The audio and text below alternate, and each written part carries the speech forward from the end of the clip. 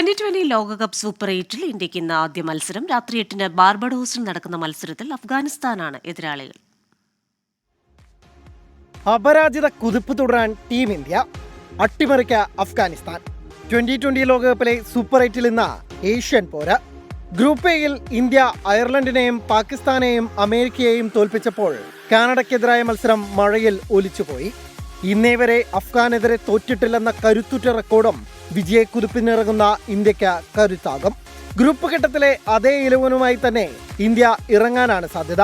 Virat കോഹ്ലിയെ one down ആക്കി Yashasvi Jaiswal opening സ്പോട്ടിലേക്ക് തിരിച്ചെത്തുമോ എന്നതിൽ മാത്രം ആകാംക്ഷ.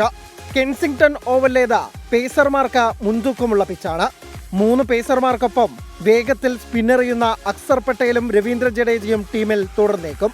ഗ്രൂപ്പ് റൗണ്ടിലെ ആദ്യ 3 മത്സരങ്ങളിലും എതിരാളികളെ 100 കടക്കാൻ വിടാതെ ജയിച്ച അഫ്ഗാനിസ്ഥാൻ അവസാന മത്സരത്തിൽ വെസ്റ്റ് ഇൻഡീസിനോട് 104 റൺസിന് തോറ്റതിന്റെ ക്ഷീണത്തിലാണ്.